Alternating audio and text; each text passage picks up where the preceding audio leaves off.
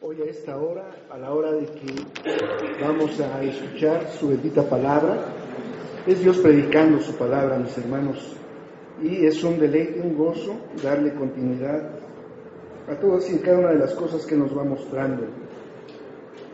Vamos a hacer una oración inicial para este tiempo de prédica.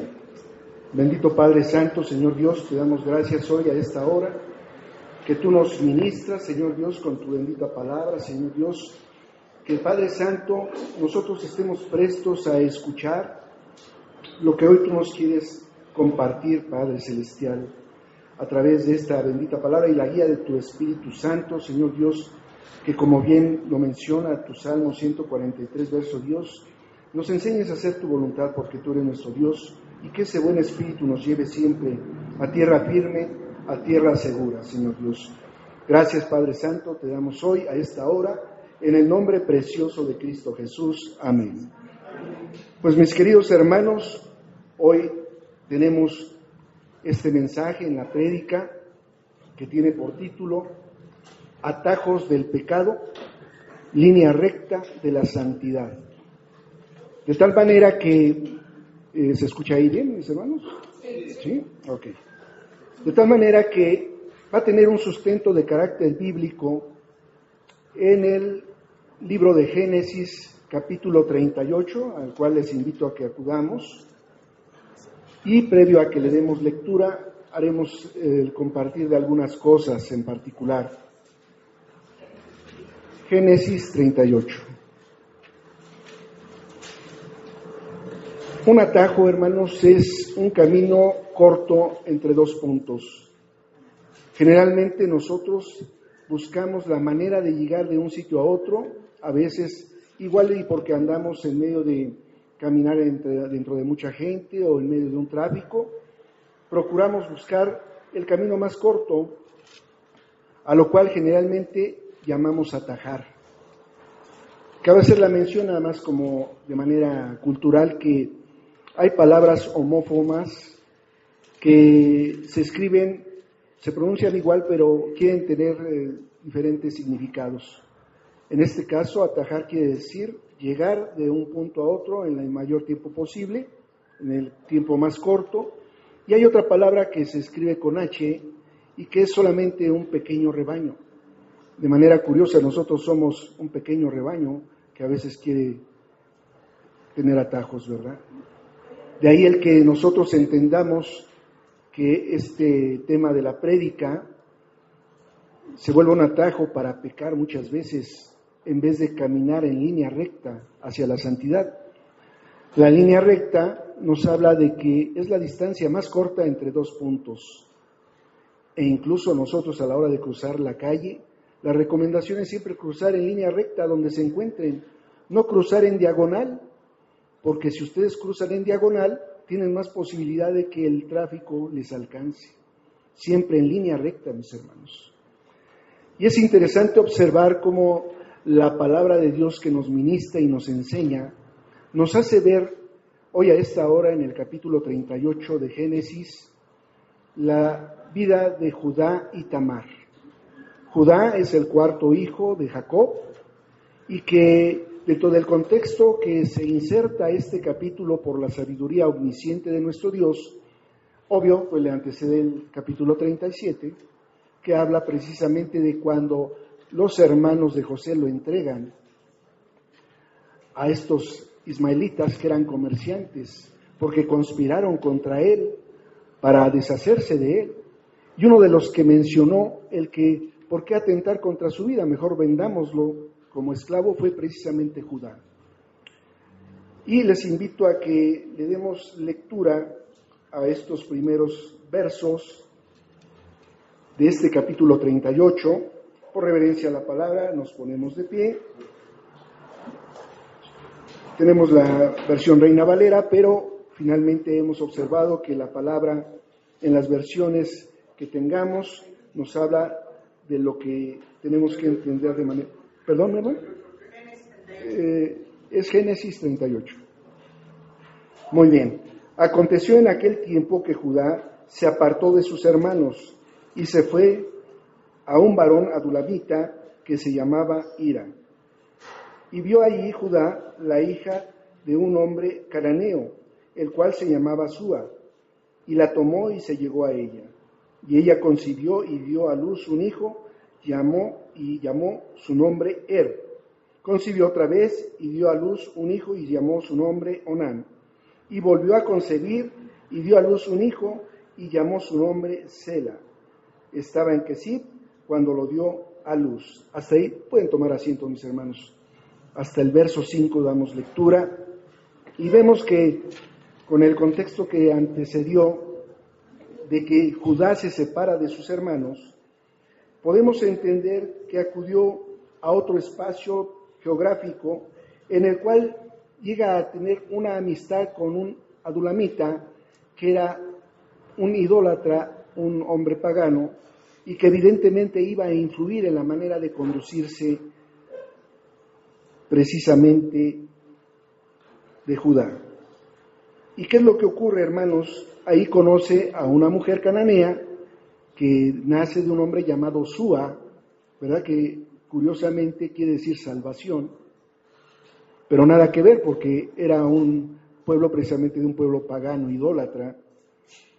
Se allegan y conciben 3 hijos. Hemos contemplado muchas de las ocasiones que los nombres hablan mucho del mover histórico familiar en aquel contexto y tiempo histórico de los judíos. En el caso de Judá, viene de Yehudí, que quiere decir alabador o que alaba a Jehová. En el caso de Tamar, en alguna ocasión compartíamos que Tamar quiere decir palmera del hebreo y que significaba obediencia. Obediencia como tal, ¿a qué? Pues a los propios fenómenos naturales. Ustedes pueden observar, y lo comentábamos en alguna ocasión en el curso de hebreo básico, que las palmeras en medio de los huracanes pueden bajar casi hasta el suelo, pero no ser desprendidas. Por la propia naturaleza de la palmera es flexible, a contrario sentido de lo que pudiera ser un roble, ¿verdad? Que evidentemente no aparece en las playas, pero que si tuviera el choque de un viento huracanado sería arrancado. Entonces vemos en el caso de Judá, era un alabador y Tamar era una palmera, flexible por su propia naturaleza. Datos que veremos cómo se van eslabonando de manera muy interesante en el desarrollo del estudio. Luego tenemos a su primogénito, quiere decir plantado o sembrado. Luego vemos a Onán. Onán quiere decir poderoso. Y tenemos a Sela, que quiere decir un reposo, una tranquilidad. Incluso si ustedes observan luego en algunos de los versos de los salmos aparece Sela. Es un espacio, como un stand-by podríamos llamar.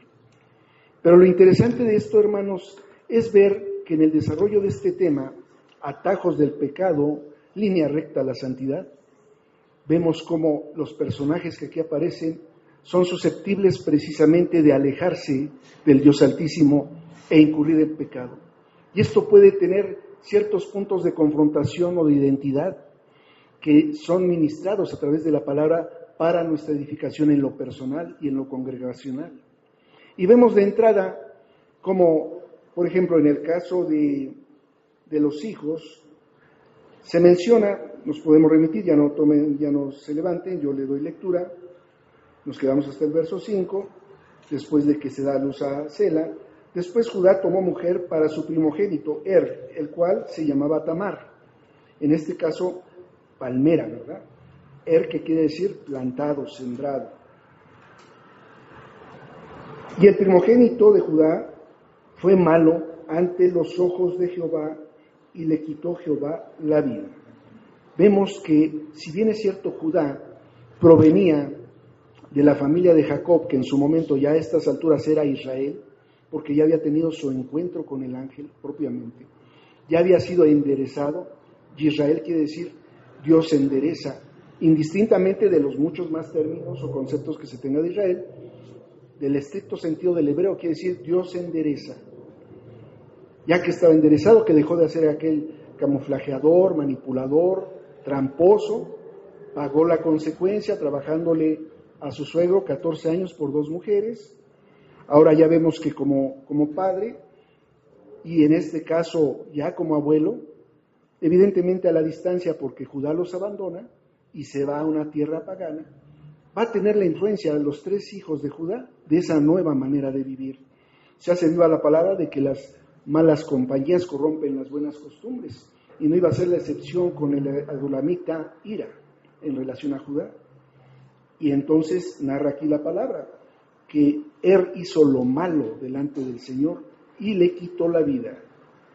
Se queda viuda Tamar, y evidentemente recordarán la figura del levirato, en el cual, a la hora de que queda la viuda, si no hubo descendencia, evidentemente se casa con el hermano que continúa. En este caso viene a ser Onán, ¿verdad? Y entonces Judá dijo a Onán: llégate a la mujer de tu hermano y despósate con ella y levanta descendencia a tu hermano.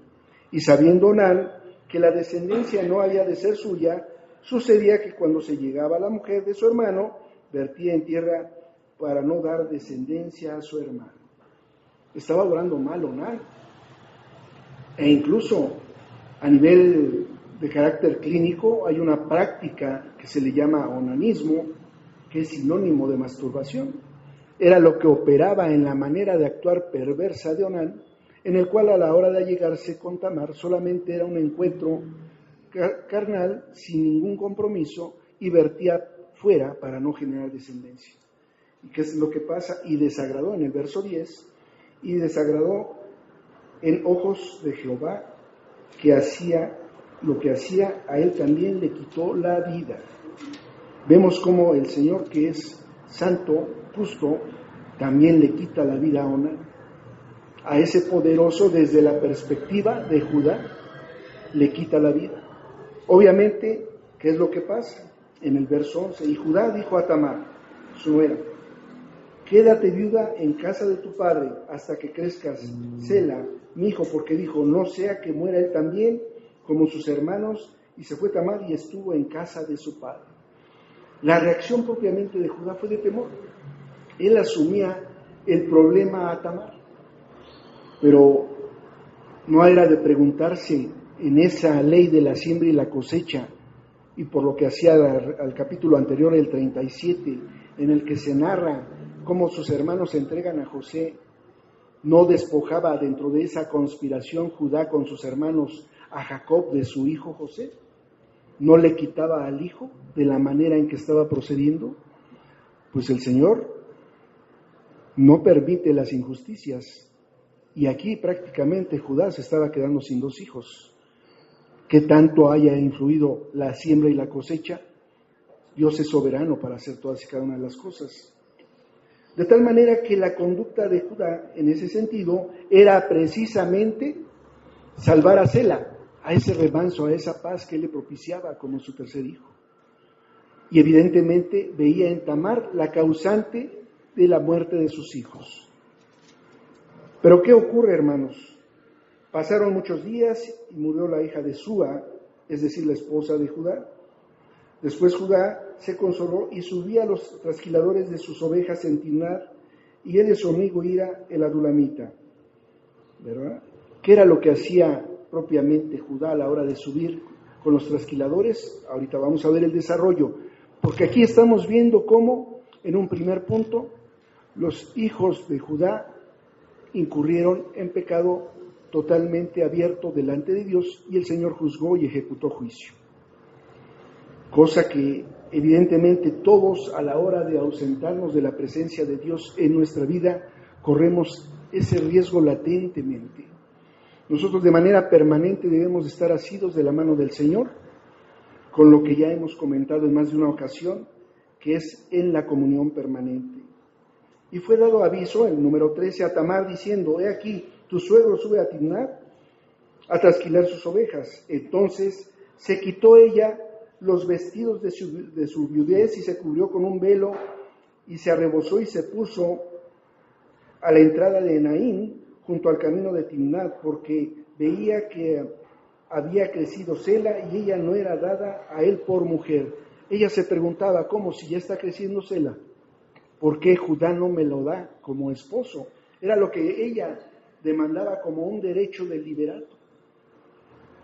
¿Y qué era lo que pasaba? Pues que evidentemente Judá tenía el temor de perder a Sela, pero asumiendo que era Tamar la culpable, mas no era Tamar.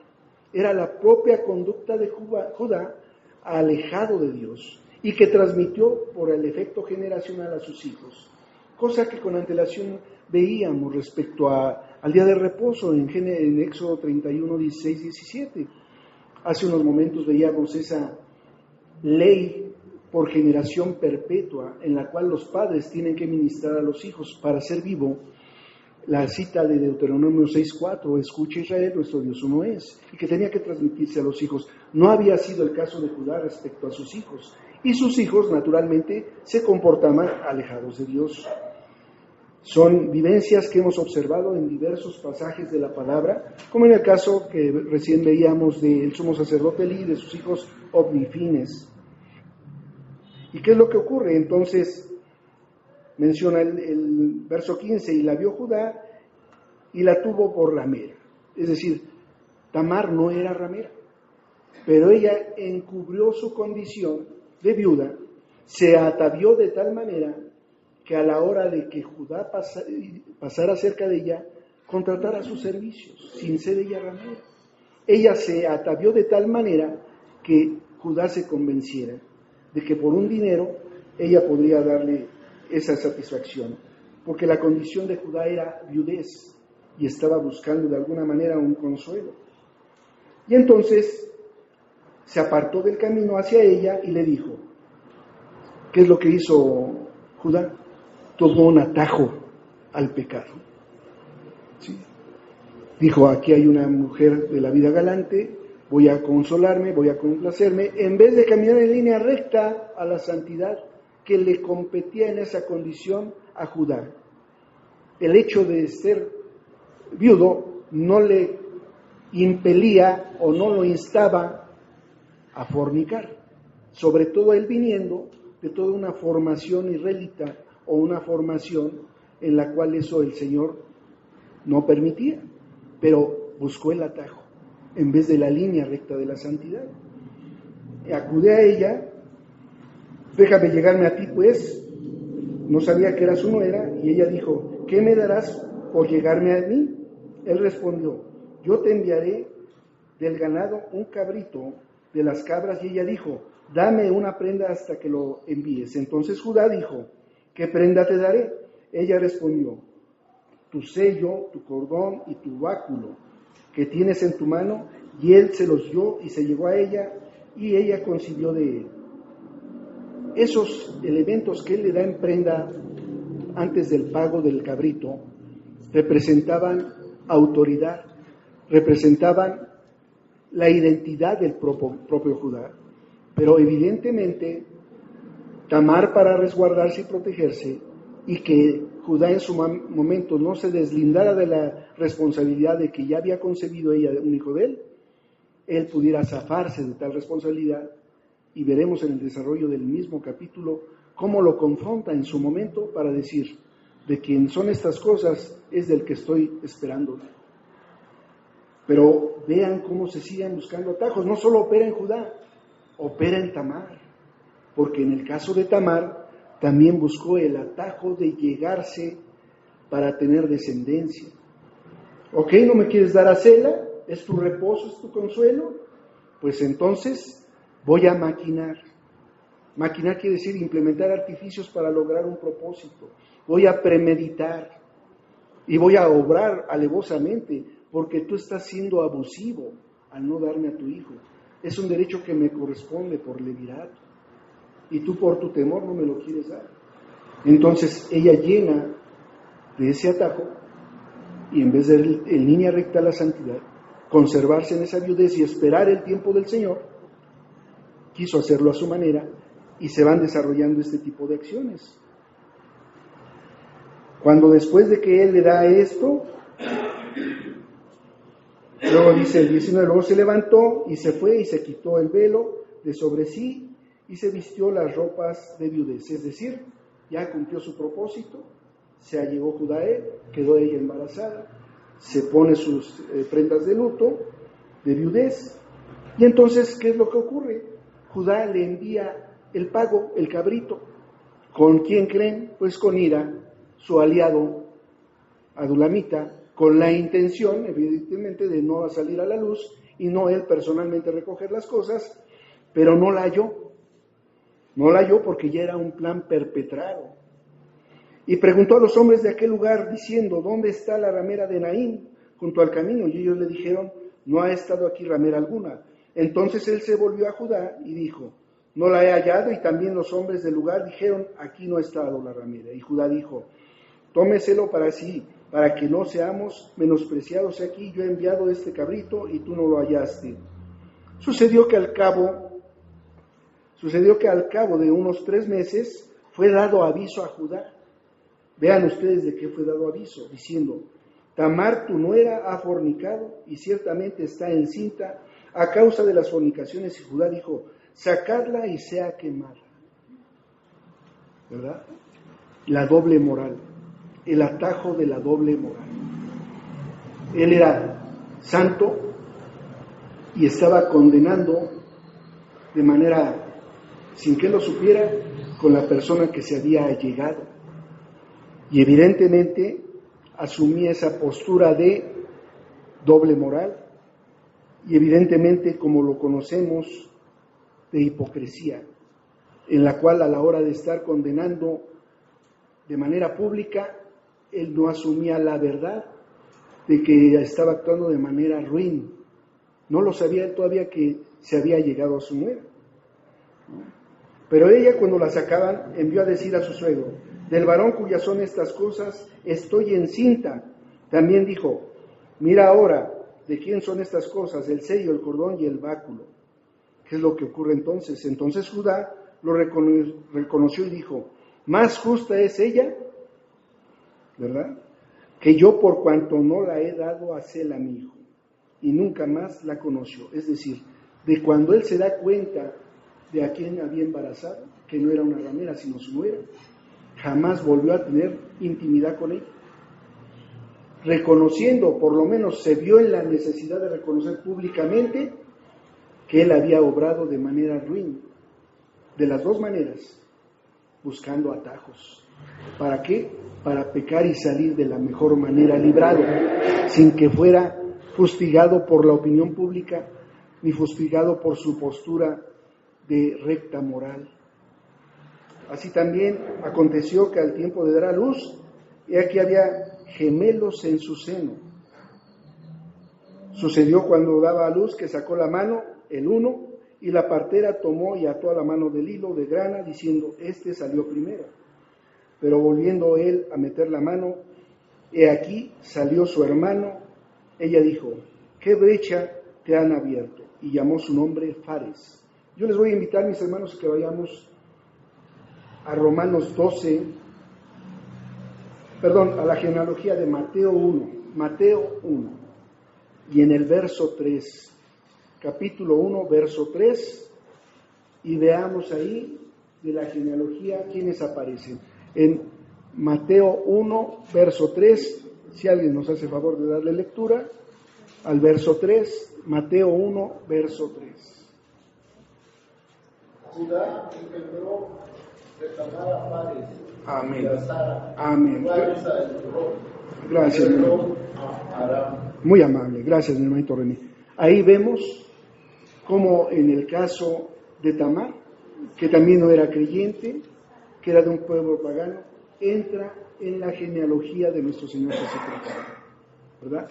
De la misma manera que en su momento Rahab, de la misma manera que en su momento Ruth, como es que en este caso Tamar, que fue esa persona en obediencia, que en su propio nombre iba implícita su conducta obediente a lo que estaba por encima de los atajos y buscó la santidad del Señor, como fue parte de la genealogía de nuestro Señor Jesucristo. Y el verso 30, después salió su hermano, el que tenía en su mano el hilo de grana, y llamó su nombre Sara. Aquí vemos cómo es que en la manera en que actuó en este desarrollo de vida Judá, tuvo la consecuencia de querer salirse con la suya. Nosotros somos tentados, hermanos, a que en el umbral de lo santo y lo profano tendamos a dejarnos arrastrar por lo que más fuerza va a tener.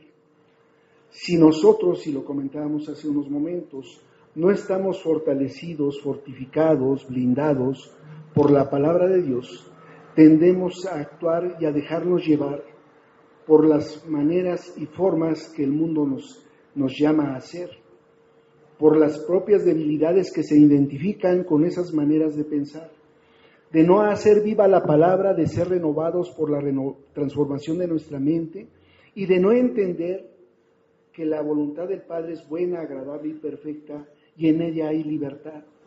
Nosotros tendemos a hacer atajos para pecar. Y es una realidad que tenemos que confrontar, y es una realidad que tenemos que atacar, pero no por nuestra fuerza, sino por la fuerza de la palabra de Dios y de la guía de su Espíritu. Nosotros hemos entendido que el primer ministerio que se tiene que ejercitar es la comunión con Dios de manera permanente, para hacer viva la palabra de amarte con toda mi fuerza. Si nosotros no vamos paso a paso amando al Señor, en automático se va fomentando un hábito de omisión, lo hemos compartido. Y ese hábito de omisión nos va alejando. Yo le quisiera pedir a mi hermano René, a mi hermano Juan Carlos, a mi hermano Ramsés, que pasen conmigo. Yo quisiera expresar más gráficamente esto, porque aquí hay 3 pecados interesantes. El pecado de Judá, vemos en cuanto a la relación, pónganse de este lado, de este lado de los 3. Y vemos que se relaciona con la mitad ahí, ¿verdad? Y entonces, nosotros somos hermanos en Cristo, nosotros estamos compartiendo, y yo les digo, hola mi hermano Ramsés, hola mi hermano Juan Carlos, hola mi hermano René, ¿cómo están? ¿Qué tal la reunión de varones ayer? Estuvo excelente, ustedes tal vez lo supieron, pero estuvimos mi hermano René, estuvimos a gusto, estamos compartiendo como hermanos, como amigos, como compañeros en Cristo, ¿sí? Pero ¿qué pasa? Si de repente, ay mis hermanos, ¿cuánto es el tiempo de oración de hermano Juan Carlos? 1 mes. Hijo, no. ¿Qué otro día? Jueves. Y no, tengo otra reunión. Oye mi hermano, ¿cuándo es la reunión de varones? Fue ayer, hijo, ni cuéntame. ¿Me hablas de varones? Ah, sí. Oye, me han comentado que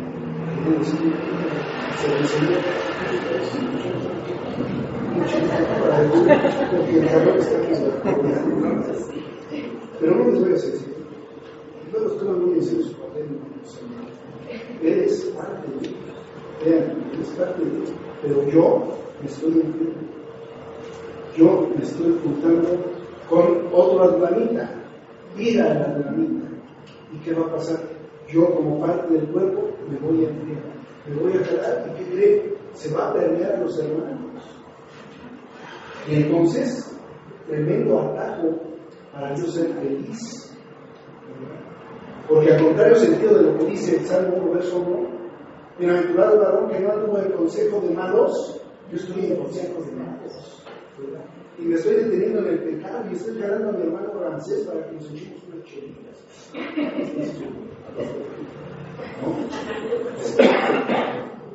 Pero además de todo, me estoy reuniendo en silla de escarnecedores y burladores, porque después de que lo jale, vamos acá con él, ¿y qué quieres? Pues un taquito de ojo también. Las malas compañías corrompen las buenas costumbres. Pero muchas gracias, Señor, por el apoyo, muchas gracias. Y ahí vemos cómo, por ejemplo, somos muy susceptibles de caer. Ahí estamos hablando propiamente de la manera en que Judá se relacionó con este Dolamita, Ira, e influyó de la manera que influyó, que afectó al grado de que emitió el Señor juicio, quitándoles la vida, que al contrario sentido de nosotros nos da vida a través de su palabra y de su espíritu.